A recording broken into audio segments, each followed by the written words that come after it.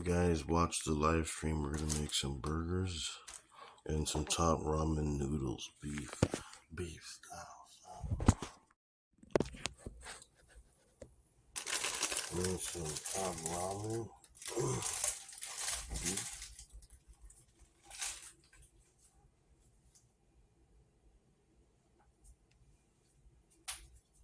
and burgers.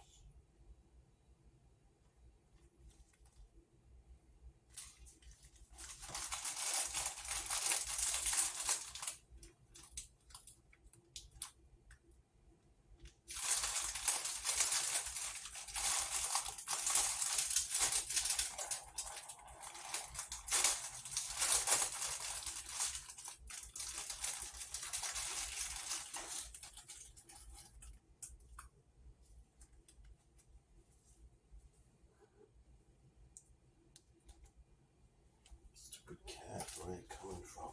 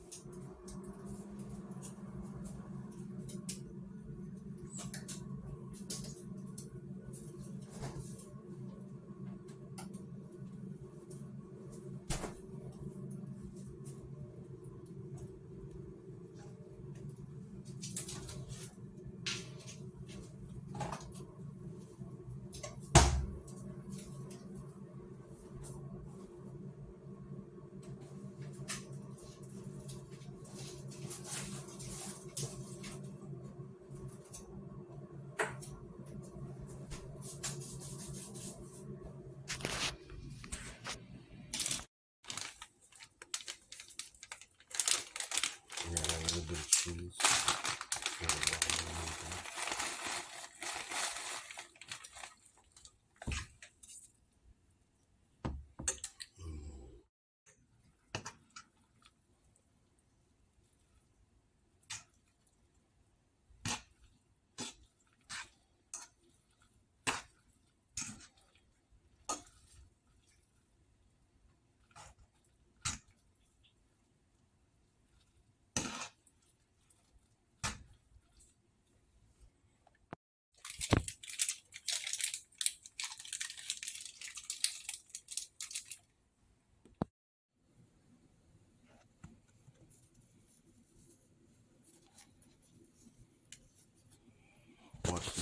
before I consume all these things.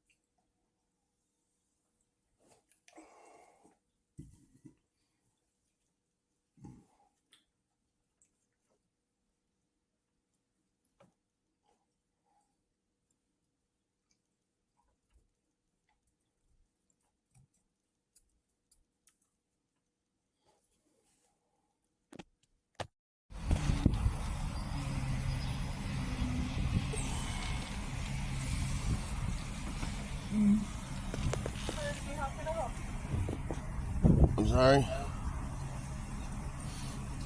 Oh man, this breakfast sandwich.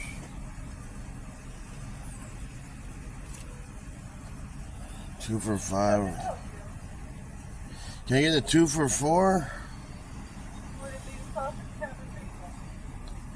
Sausage? No, that's it. Like it? Good. 2 sausage.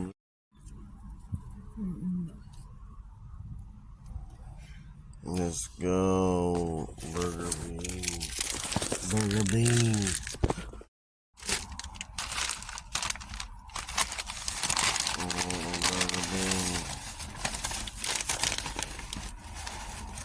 Burger bean, burgers, bean, bean, bean. Bean, bean, bean.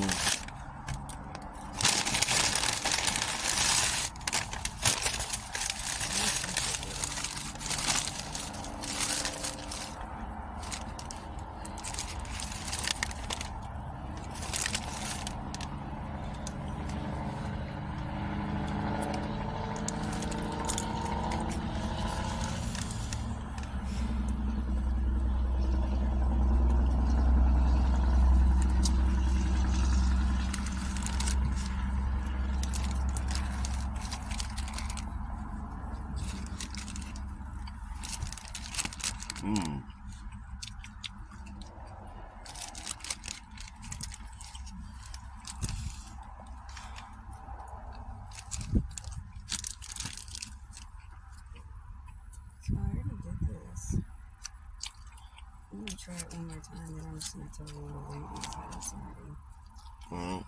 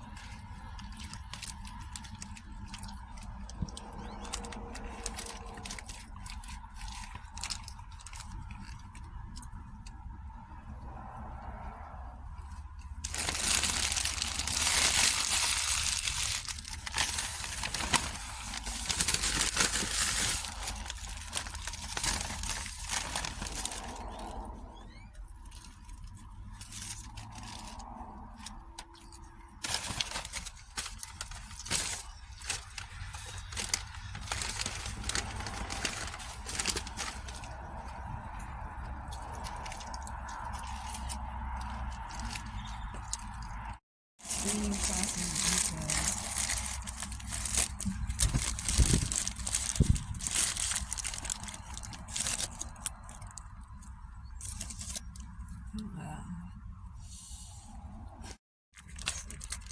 The screening process typically takes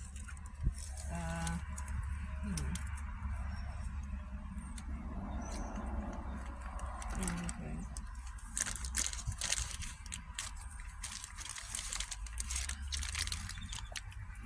Holy shit. What?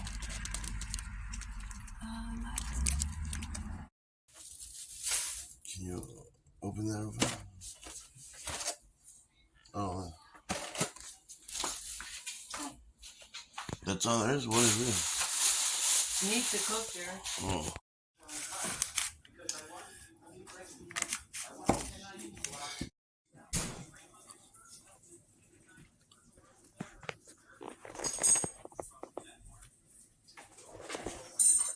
At $23.15. I saw it 2 days, maybe midnight before that was at 24.0 something. Went up about 85 cents in a few days. So Oh, nice. Presumably, the coffee set was made. You can see here the gold wash, and then there's an ebonized wash as well.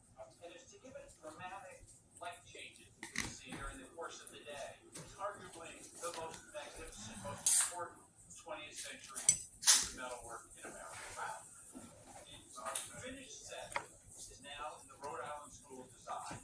And here we have the original drawing. Sometimes people go garage sales or go flea markets. Or it's gone. Look what y'all did with this guy. I didn't do that. Right after it does. Jim had a statue figurine that was a blob worth $10,000. You open that? You sold it? He sold No, it. you want to open Let me it? get it. All right. He sold it on eBay. My kids must be trying to figure out how they can get that money away from me to split it. And after I was done, come on, it's still going on. People that are participating are Chinese, and they start bidding enthusiastically, and then they drop out, and they're supplanted by all these bidders from Korea. When it got higher, my son had texted, he was in California, and he had texted, Mom gave Lark a hug at 30 to 50,000. What's she going to do now? How much was it? I don't know what I hear. This shit is It was sick. just a joke, like. It passed 100, and then it Oh, was a damn. race car at 200, and then 300 came and went. And 300? over 4. 400. We're going, wow. oh my gosh. It kept going and ended up over $540,000. Wow, for And that we were piece of really shit puzzled. moldy thing, it was all full of mold, crumpled. She was gonna throw it away. $500,000 artifacts in a museum. Wow. Something, we're missing something. It was Yeah, the the screen. realization that it was actually not incomplete. It was just not a Chinese screen. It was a Korean screen. And it was a Korean screen that was purposely created to copy a Chinese screen. This is an important. It really shocked me. It shocked the audience. had some Chinese bidders who were bidding, shocked my staff, shocked all of us. Were surprised. I just, to this day, I can't really comprehend that much money for a screen. Particularly a moldy screen. A moldy one that I was going to buy. That's what you were just saying. There's The guns moldy, that are works screen. of art. We know Raphael Elledge best for his folksy enthusiasm about Civil War artifacts. This is the kind, when you see it, you say, ring a ding ding, baby. It's on. But in Boston in 2012, he had the chance to appraise something even older and rarer. Oh, At the end of the day, this gentleman walks up with a cartridge pouch thrown over his shoulder. And I look at it and I thought, Yeah. it's just a reproduction. And he takes it off very roughly. He throws it, literally Oh, throws it on the gun table. I'm like, I can't. And then I got to look at it. Oh my goodness, it is. And I start talking to the guy. He has no idea what he has. What I believe is a Civil War cartridge pouch. Has a regimental number on it. I don't know if that's a New York regiment or a Massachusetts regiment. Where'd you get it at? It was in the house that my parents bought down on the Cape at the very end of World War II. And there were a bunch of things in the attic, and that's where it came from. Would you be surprised if I told you it's a little earlier than Civil War? Yeah, I would be. Well, in the century before then, we had some guys come over from England, and they wore red coats. And if you notice in the center of the plate, it's got some red. I noticed that. That's because this is an original Revolutionary War soldier's cartridge box. No kidding. And it's not 43rd New York, it's not 43rd Massachusetts, it's the 43rd Light Infantry of the British soldiers from the Revolutionary War. Wow. On the outside of the box, it had, to this point, the Those people only Washington defeated, non-excavated they left their bag example here. of that Oh, yeah. plate.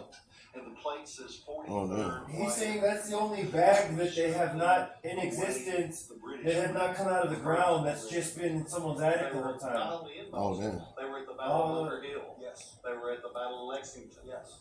And we don't know for sure, but it's quite possible that this cartridge box that's sitting between us today was at those battles. Really?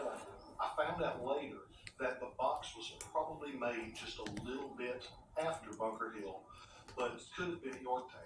And a lot of times when we do an appraisal after the fact, we learn things that we didn't know. We know a lot, but we don't know it all. I had people inform me that there were two kinds of cartridge boxes for the British. They had a belly-mounted cartridge box, and the one that goes over the shoulder like this one is known as a cartridge pouch. A lot of times over the years when we've had somebody bring in a cartridge box or cartridge pouch that they think is Civil War, it's either a reenactor's piece or it's post-war and worth a lot less. So usually we have to tell them not so happy news. This one was wonderful because I got to tell him not only was it a lot better than what he thought it was spectacular. There aren't enough superlatives for this box. How much did it bring, man? It's the only one in existence from Washington, from when America was It's just established. flawless. Mm. It's got the original closure Wow. tab, still present. That's It's got the from original King wood Louis' block on the inside. 43rd Infantry, It's got the when the original English finial were fighting on the us bottom, for our you know what I mean? independence in the first place. And 1700s. finding all damn. of those things together is That like goes lining back. up all of those numbers on the lottery ticket. It doesn't happen but once every so often. If this was a Civil War cartridge box with a sling and everything, you're talking around $1,000, maybe $1,500 if it's really pretty. There's a whole different It's ballgame. 150 years older than This that. one on today's market retail for between $20,000 and $25,000. $25,000. Well, good. That's amazing. It's $25,000. amazing. That's Revolutionary War. It's When revolutionary. we get done, we go back over, and I always make it a point just to say hi to the Revolutionary. person and to thank them for being there. Yeah, And 1790s, he's like, well, that was 1770s. really neat. And he throws it back over his shoulder, and he You know, bebop that's it. 320 years old, that box. I'm hoping that he's not wearing that box around the camp somewhere today. I tell He's the guy wearing it what on the I beach. think is a it's conservative all he's man. wearing. I wasn't a very smart man. Because after the fact, I realized it's the only one. If you want one, you have to buy that one. And It was the only one. 19, I think without a doubt, it would bring at least 50. And it wouldn't surprise me at all if it didn't bring twice that, if the right people were in it. Damn, 100 grand. Roadshow's visit to Birmingham, Alabama in season 19 saw expert Colleen Fesco salute to a stunning portrait by Frederick Remington, famed artist of the American West, a discovery that epitomizes the phrase museum quality. This man came up to the desk and he had this painting in a cardboard box. And he kept pulling it up and down. And I noticed that there was a phone cord in front of it. And every time he pulled it up, I would see more and more of that magnificent sky. Finally, I said, get the painting out of that box and stop putting it back in and out of that box before you get it damaged. And he did. And it was more than I could have dreamed of. It was a fabulous late 19th century Remington portrait. You're the first for me. I've never reprimanded a guest for manhandling a painting before. I'm glad you're taking care of my painting. I'm trying to. So what can you tell me about this lovely Frederick Remington portrait? Well, Lee Pepperger was my great-grandfather.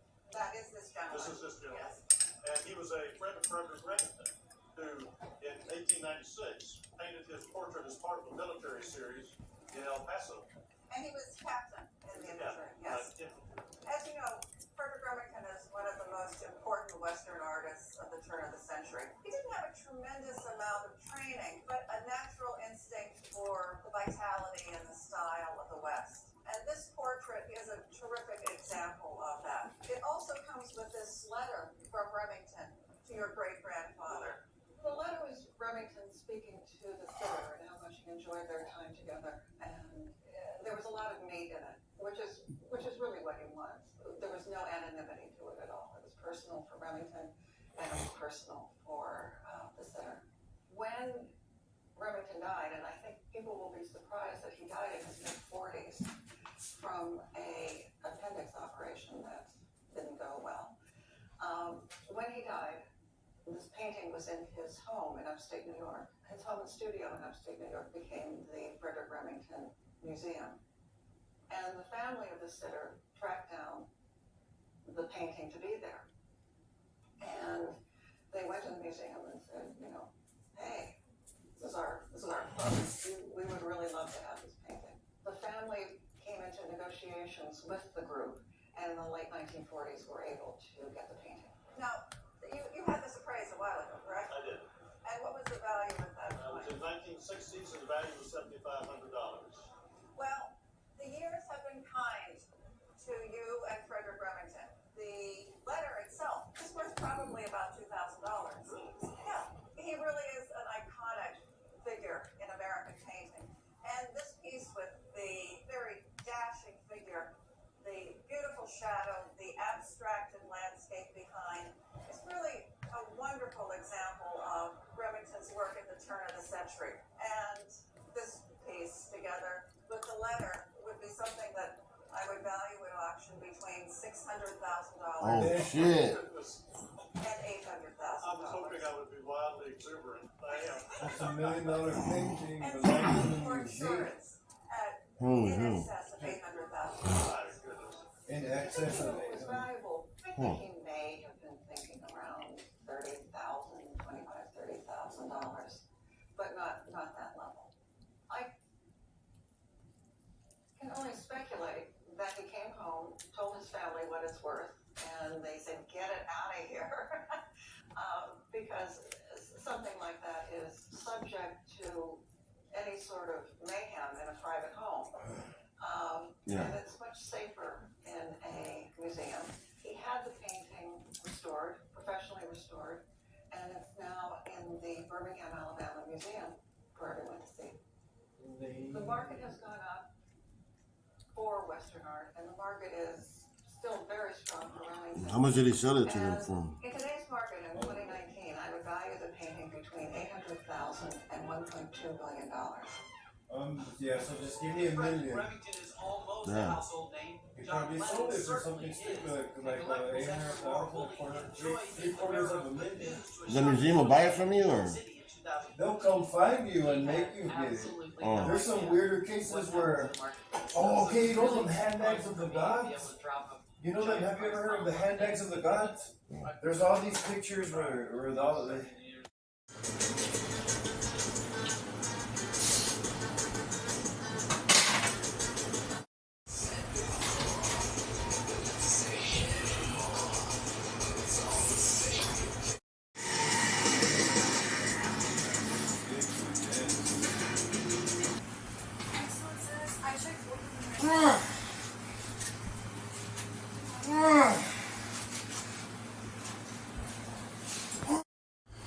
Go. Got 250.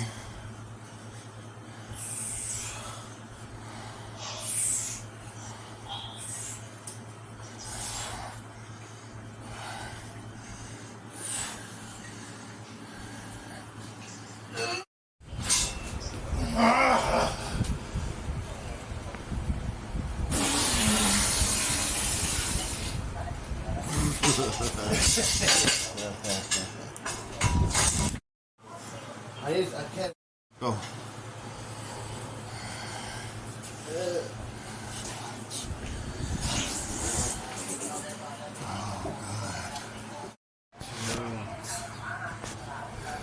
Oh, you're gonna record it?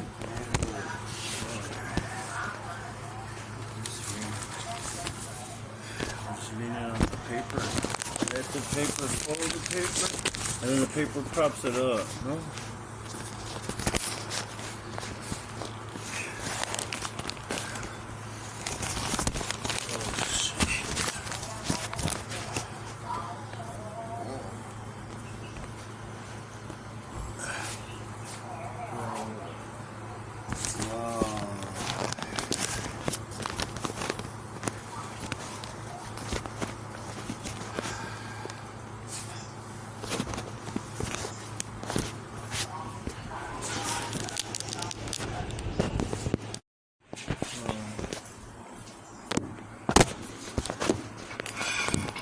I'm gonna put this weight on and squat at the same time.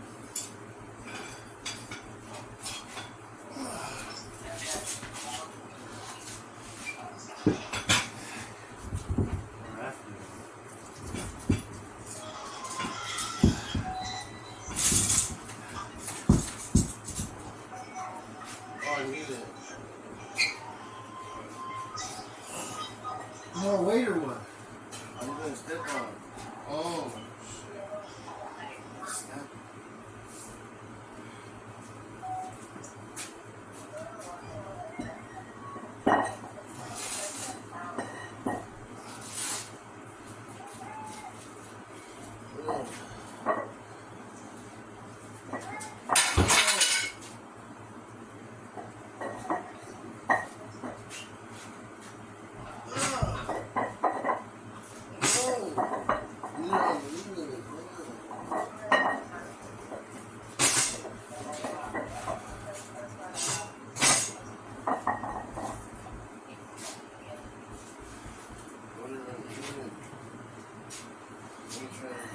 Reset the video and lower the rack.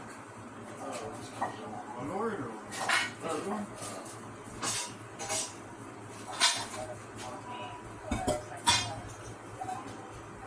Lower that one. Screw it.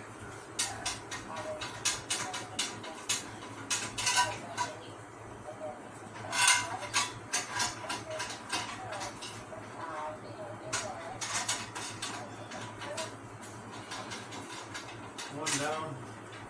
Alright, let's put it back up.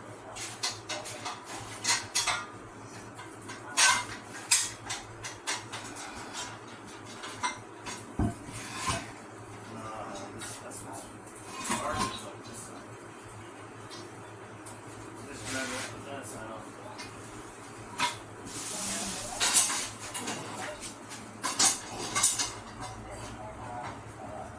It's not on. It's on the hook. How do I get off the hip? Come to this side and do the hook. No, you gotta come over here. Throw the hook over.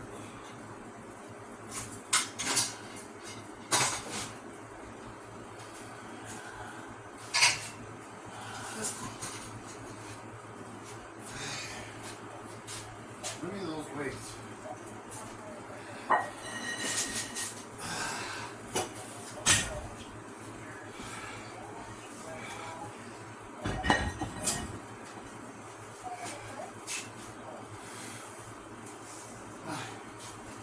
Let's do it.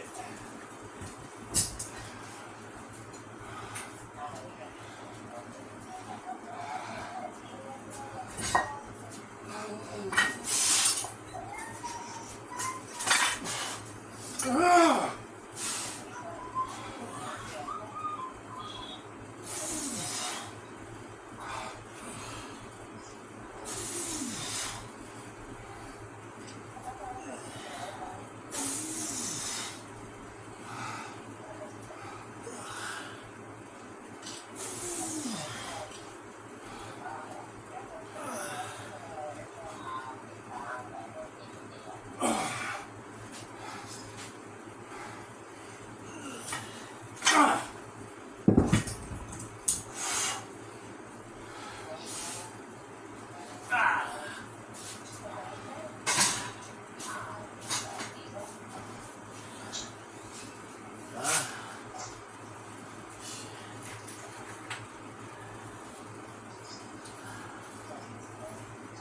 Squat party.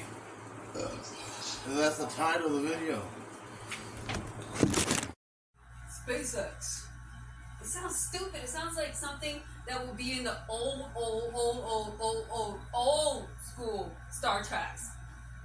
Like the ones right after the black and white.